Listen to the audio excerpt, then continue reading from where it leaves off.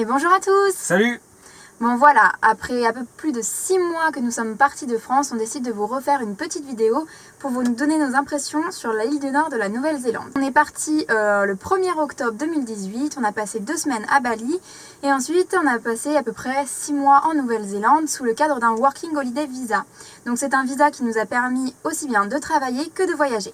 On a atterri donc à Auckland, on s'est pas trop attardé sur la ville parce qu'on n'aime pas forcément les grandes villes, nous, après c'est notre sentiment. Après être arrivé à Auckland, on est directement allé dans un Alpix pendant 3 semaines, mais le principe est super. Donc on travaille pour une famille pendant 4 heures par jour approximativement, et en échange on a la nourriture et le lit. Donc ça nous a permis de faire tout le nécessaire, à savoir ouvrir un compte en banque, créer notre numéro de téléphone néo-zélandais, prendre l'assurance de la voiture et bien évidemment acheter notre petit Michel national. Voilà, donc c'est notre van. Pour ça, je pense que on fera peut-être une petite vidéo un petit peu plus tard pour expliquer à tous les nouveaux arrivants en Nouvelle-Zélande un petit peu comment ça se passe, toutes les démarches administratives, mais ça, ce sera dans une autre vidéo, on ne veut pas trop s'attarder là-dessus. Ensuite, après Auckland, on a décidé d'aller en fait dans le Northland, donc qui est la région qui est juste au nord. Donc beaucoup de gens ne le font pas parce qu'en fait il y a beaucoup de kilomètres et beaucoup de gravel road. Donc en fait c'est des routes qui ne sont pas revêtues, donc sur lesquelles avec les camping-cars des fois c'est un peu difficile de rouler. Nous on a décidé de le faire parce qu'on avait le temps et que on avait envie de voir un petit peu ce que ça donne de nous-mêmes. Et en fait on a énormément aimé. Voilà, alors oui il y a beaucoup de kilomètres, oui les routes ne sont pas toujours agréables et la côte ouest du Northland il n'y a pas énormément de choses à faire, mais globalement on a énormément aimé. Oui, la région est magnifique, on a fait plusieurs points d'intérêt, on va vous les citer et on vous mettra quelques petites photos en complément pour que vous voyez à quoi ça ressemble. On a fait du coup les Whangarei Falls, donc c'est une balade et sur la fin on a vu les cascades en fait qui étaient juste magnifiques avec un pont suspendu, c'était incroyable, on vous met la petite photo juste ici. Dans un second temps on a fait Matapori Beach, c'est une plage mais juste waouh, juste sublime. On a fait une petite marche après, petite mais un peu difficile, qui nous a amené tout droit au Mermaid Pool. Voilà, donc le départ se fait de Matapori Beach et en fait c'est une petite montée parce que ça grimpe pas mal qui nous emmène donc sur des espèces de trous dans les roches où il y a des petites piscines d'eau naturelles. Dans un second temps, on allait à Russell. Donc il faut savoir que c'est la première ville de Nouvelle-Zélande qui a été créée en Nouvelle-Zélande. Il y a des randonnées qui sont au sommet de collines où on voit toute la baie avec plein d'îles. Donc c'est un charme fou et franchement on vous le recommande à 2000%. Enfin pour aller arriver tout en haut, donc le point le plus au nord de l'île du Nord, on est passé par des dunes, on s'est éclaté, des dunes de sable, on a fait du surf dessus, c'était juste incroyable. Il est en fait possible de louer une petite planche, une bodyboard, on en a loué une, c'était 15 $, on a décidé d'en prendre une pour 2 et on ne regrette pas du tout, l'activité était vraiment, c'est quelque chose qu'on n'a pas l'habitude de faire et on s'est éclaté. On vous met une petite vidéo comme ça vous verrez par vous-même.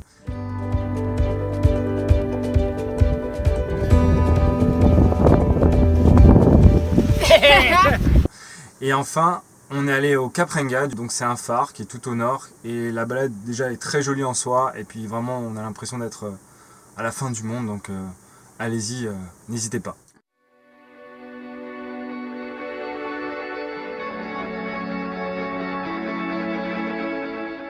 Juste après le Northland, on est parti sur la péninsule du Coromandel, une très jolie péninsule. On va vous donner les points positifs et négatifs de cette région. Voilà, donc pour commencer par ce qu'on a un petit peu moins aimé, Hotwater Beach. Alors on sait que c'est un peu l'attraction du Coromandel, mais on n'a pas spécialement aimé parce qu'on a trouvé que c'était très touristique. Et bon, il fallait louer la pelle pour creuser les trous, donc ça c'est un petit peu dommage de faire encore de l'argent là-dessus. Et puis bon, creuser des trous dans le sable pour avoir de l'eau chaude, c'est sympa, mais voilà, on n'a pas adoré ça. Encore une fois, c'est notre vraiment avis personnel.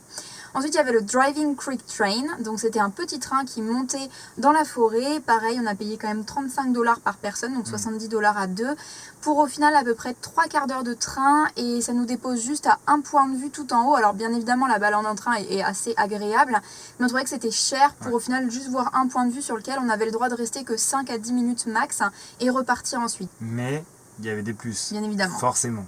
On a eu un gros coup de cœur sur une baie qui s'appelait Opito Bay.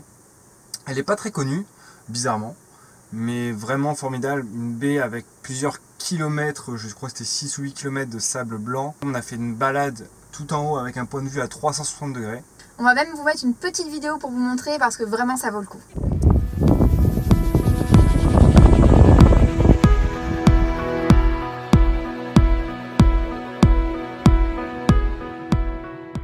Donc après on a fait Newsham Beach, Donc c'était une plage qui était vraiment très jolie encore, un peu dans le même style. Donc on a beaucoup apprécié. Et on a également fait des mines. Alors le nom est imprononçable, donc on met une photo et avec le nom en dessous. Mine d'or, ancienne mine d'or, dans des montagnes avec des tunnels. On a exploré, il y avait des wagons, il y avait des ruines, donc c'était super amusant. Ah, et une dernière chose par rapport à la région du Coromandel sur lequel on est un peu mitigé, alors c'est Cathedral Cove. C'est un endroit qui est vraiment très très connu, donc c'est également une plage, il y a toute une marche pour y accéder, et ensuite il y a une espèce de grosse alcôve formée par des rochers où on passe en dessous qui débouche sur une autre petite plage. Voilà, c'est un endroit qui est très très connu, nous on a décidé de le faire au coucher de soleil, donc il n'y avait pas trop de monde, même si ça reste quand même un lieu très touristique. Alors on est mitigé parce qu'en fait on avait tellement entendu parler qu'on s'attendait à quelque chose de spectaculaire. Alors oui, c'est très beau bien évidemment, mais peut-être un peu moins que ce qu'on avait imaginé. Du coup on a eu cette forme de déception et aussi de voir que c'était très très touristique. Après c'est ce qu'on vous avait déjà dit un petit peu plus tôt dans la vidéo, nous tout ce qui est ville et endroits très touristiques, c'est les endroits qu'on fuit un petit peu parce qu'on aime vraiment dénicher un peu les endroits cachés et voir les endroits où il y a très peu de monde, donc c'est aussi certainement pour ça que ça altère notre jugement. Après le Coromandel, donc on est arrivé dans la région de Bay of Plenty, où se trouve la ville de Tauranga. On a décidé de poser nos affaires pour y travailler. Charlotte a travaillé dans un café près du Mont Magnoui, et moi j'ai travaillé dans le port. C'est une expérience vraiment sympathique, on a rencontré des locaux, donc on a pu échanger avec eux, améliorer notre anglais. On a travaillé pendant 1 mois et demi, ça nous a permis de refaire un petit peu le porte-monnaie. Donc globalement on a vraiment beaucoup aimé, en plus c'était le plein été, Mont Maunganui c'est un endroit qui est vraiment très joli pour justement toute cette région, toute la période d'été, et en plus de ça, ça nous a permis aussi de monter le Mont Maunganui, donc qui est un ancien volcan. C'est vraiment une très jolie balade qui dure pas très longtemps, qui est accessible à tout le monde et qui est très belle.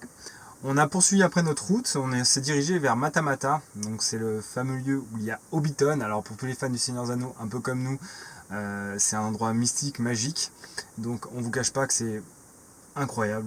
C'est vraiment, on a l'impression de se balader dans la comté, voilà, d'être un hobbit avec plein de poils sur les pieds. Et on a vraiment adoré. Le seul petit bémol, on va dire, c'est que la visite est assez rapide puisqu'il y a beaucoup de groupes. Voilà, on est par groupe d'une trentaine de personnes, mais ça n'enlèvera pas le côté magique. Franchement, c'était une super expérience qu'on n'oubliera jamais, je pense. Voilà.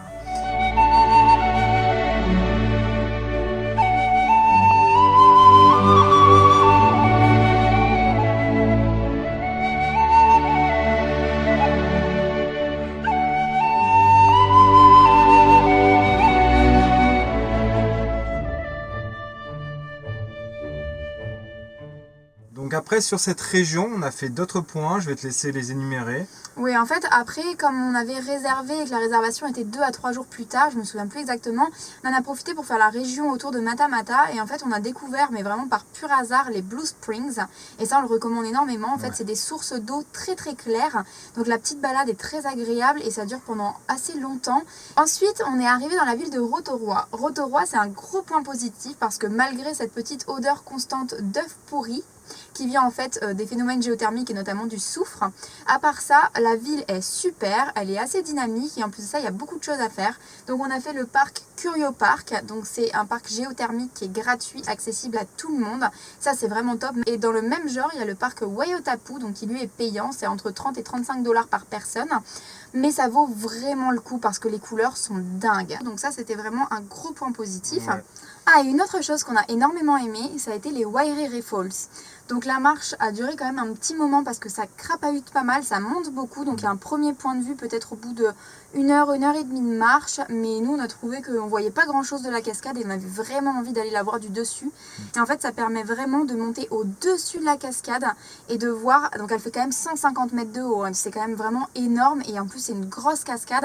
Donc on est au dessus comme ça et on se sent vraiment tout petit et ça on a vraiment beaucoup aimé. Donc après ça, nous avons pris la direction de la région de East Cape. Donc ça, c'est une région où on en avait vraiment beaucoup entendu parler en nous disant que beaucoup de gens ne le faisaient pas. Parce qu'en fait, il y a beaucoup de routes et peu de points d'intérêt. Et ben, c'était plutôt vrai parce que oui, il y a beaucoup de routes et peu de points d'intérêt, c'est certain. Pour tout vous dire, si vous voulez, il n'y a que 2 free camps. Alors les free camps, c'est les endroits où on peut légalement dormir sans prendre une belle amende. Donc vu le nombre de kilomètres qu'il y avait, ça fait pas beaucoup. Il n'y avait pas de douche non plus. Et donc c'est vrai que c'était un peu compliqué, mais il y a un beau point d'intérêt qu'on n'a pas fait, c'est le East Cape, donc c'est le point le plus à l'est de la Nouvelle-Zélande et le premier levier de soleil du monde. Pourquoi on l'a pas fait? C'est tout simple, il y a une gravelle rose Gravel Road, pardon, de 30 minutes qui est complètement chaotique, et faire ça la nuit à notre Mimi, on était moyen chaud. Donc on a passé, donc on a vu des très belles choses, bon, plein de jolies plages, hein, ça il faut pas le nier, 2 églises, dont une église maori, et aussi des pontons. Alors on dirait des pontons comme ça, c'est... Vous allez me dire des pontons? Non mais là c'était super bon, on vous met quelques photos, c'était juste ouf. Et alors là, on est arrivé sur un petit coin de paradis, notre balade presque coup de cœur, on va dire dans le top 3. Voilà, donc c'est la Cooks Cove Walkway. C'est une randonnée qui en fait est ouverte donc au public dans les grandes collines vertes qu'on peut voir tout le long de la Nouvelle-Zélande, mais ce qui est très frustrant parce que d'habitude on ne peut pas y aller, c'est que des propriétés privées. Et là, ça y est, on a le droit. Donc il n'y a même pas de vrai sentier. En fait, on se balade juste dans les collines avec les moutons. On a vu sur l'océan, les falaises, la forêt. Enfin, c'est vraiment, ça réunit tout ce qu'on aime. C'est très naturel. Et en plus de ça, on a eu la chance de ne croiser personne sur le chemin. C'était vraiment désert. En plus, on a fait ça en fin de journée, donc on avait les lumières du coucher de soleil. Enfin, tout était réuni pour que ce soit parfait et ça a été vraiment un gros coup de cœur. Et ensuite, nous avons remonté, alors ça, on ne sait pas vraiment si c'est entre Escape et Bay of Plenty, alors on ne sait pas sur quelle région c'est, voilà. Mais on a fait les Rere Falls, donc qui sont des très jolies cascades, très larges, alors pas très hautes, mais vraiment un coin agréable. Et surtout, on est parti au Rere Rock Slide. Donc ça, c'est un toboggan naturel qui fait peut-être à peu près 50 mètres de long et on s'y est éclaté, donc un peu comme dans le même registre que les dunes de sable. Et on vous met aussi un petit extrait.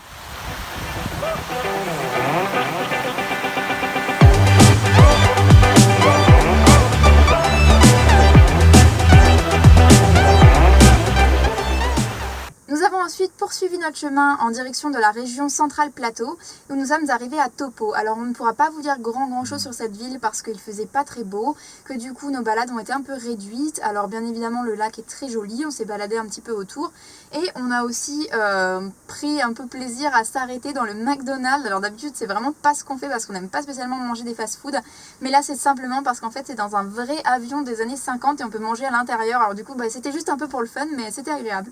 Donc après on a décidé de faire le Tongariro, donc une très belle balade. Je pense que c'est notre coup de cœur clairement sur l'île du Nord. C'est une balade avec un décor, on va dire, désertique. Ouais, c'est un décor vraiment très lunaire et en fait où il y a beaucoup de roches volcaniques et se balader dans ce paysage là c'est vraiment totalement inhabituel.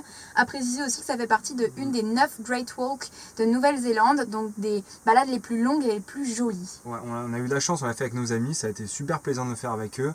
Donc c'est une balade avec différents dénivelés, elle fait 21 km en tout, donc vous commencez par le Mordor, hein, pour les fans du Seigneur des Anneaux, donc c'est vraiment incroyable. Il faut savoir que cette montagne qui n'est pas en fait une montagne, qui est un volcan, est encore en activité et la dernière éruption date de 2012. Et après cela, on est arrivé à des lacs qui sortent encore de nulle part avec des couleurs encore improbable et vraiment c'était un régal de voir ces lacs à cet endroit là. Et après ça, alors c'est les 10 derniers, peut-être même 12 derniers kilomètres qui sont un petit peu plus longs, où effectivement il n'y a que de la descente pour retourner au parking et où il faut beaucoup marcher, où là le paysage est un petit peu plus similaire tout le long. Mais ça n'enlève pas le charme de la balade qui était juste incroyable et ces 10 derniers kilomètres n'ont pas entaché notre enthousiasme par rapport à cette balade. Si vous allez en Nouvelle-Zélande, faites le Tongariro vraiment. Donc après on est arrivé sur la région de Hawke's Bay, donc avec la ville de Napier, qui est très jolie. Alors il faut savoir qu'elle a été détruite en 1931, donc elle a été entièrement reconstruite dans un style art déco. La ville est très jolie, on n'a pas eu de chance, il faisait pas très beau malheureusement. Bon, c'est un peu le cas en Nouvelle-Zélande, il pleut de temps en temps, il faut savoir. Puis après on est parti faire une balade qui s'appelle Te Mata Peak. Une balade qui est vraiment très jolie, il y a plusieurs sentiers, on a décidé de prendre celui qui était sur les crêtes. C'était vraiment très joli, un petit peu jaune mais dû à l'été forcément, mais vraiment magnifique. Donc encore une région qu'on a bien aimée. Après on n'a pas fait énormément de choses dans cette région là, mais en tout cas globalement voilà, on a apprécié cette région. Donc pour terminer on est arrivé sur la région de Wellington, donc c'était pour bien terminer notre parcours du sud. Donc les points qu'on a énormément aimé, ça a été Castle Point. Donc ça c'est un endroit où il y a un phare, mais c'est pas le phare le plus joli. En fait il y a une randonnée à faire de peut-être 1h30 sur le flanc opposé et qui est vraiment très beau. Et après on a effectivement vu le coucher du soleil sur le phare et ça aussi c'était très joli. On vous met un petit plan de drone. Ouais.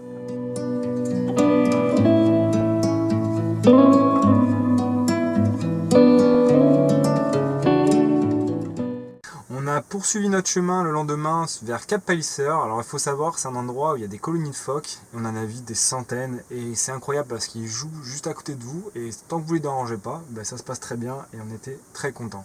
Voilà, on s'est pas trop approché pour les laisser quand même vivre et ne pas les déranger, mais de les voir dans un espace complètement naturel et pas dans des sortes de zoos, des choses comme ça. Je pense que c'est ce qui nous émeut le plus et en plus encore une fois on était tout seul à cet endroit-là, donc on en a pris plein les mirettes. Donc après on est parti au Pinacle, donc pour ceux qui sont fans du Seigneur des Anneaux, c'est la vallée de la mort. C'est un endroit où il y a des formations rocheuses qui sont très étranges, je vous mets une petite photo. Et vraiment on avait la sensation d'avoir les morts derrière nous, c'était incroyable, c'était frais, c'était une sensation très étrange, mais c'était encore un paysage qui a coupé le souffle et encore extraordinaire. Voilà, un paysage qu'on n'a pas l'habitude de voir, donc qui nous a vraiment attiré l'œil et qu'on ne regrette pas parce que le chemin était un peu long pour y aller dans toute cette partie-là, mais on ne regrette absolument pas de l'avoir fait. Ensuite, on est arrivé à Wellington, donc comme depuis le début de la vidéo, on ne vous dira pas grand-chose sur la ville parce qu'on ne s'est pas attardé à la visiter, même si on suppose que c'est une très jolie ville, ça reste quand même la capitale de Nouvelle-Zélande. Donc les seules choses qu'on a fait, c'est aller voir les lieux de tournage du Seigneur des Anneaux et également visiter une partie des plateaux de tournage et notamment une petite boutique où on voyait des statues des personnages, donc on a vraiment beaucoup aimé, mais c'est tout. Notre périple dans l'île du Nord s'est achevé comme ça. Alors on n'a pas fait la partie ouest, à savoir Hamilton et New Plymouth. Donc oui, il y aura au retour le mont Taranaki à faire, puisque quand on va retourner à Auckland pour prendre l'avion, on fera la petite partie ouest qu'on n'a pas faite. Et voilà, la vidéo touche à sa fin, donc on vous dit à très bientôt pour une nouvelle vidéo qui se déroulera du coup dans le sud. Voilà, et en attendant, si vous avez aimé la vidéo, n'hésitez pas à mettre un petit pouce, à nous dire aussi en commentaire si vous aimez ce format de vidéo ou non. Si vous avez des questions, n'hésitez pas, on y répondra avec plaisir. Et si vous voulez suivre nos aventures, n'hésitez pas non plus à vous abonner à notre chaîne, c'est ça la vie. Et voilà, à très vite. À bientôt.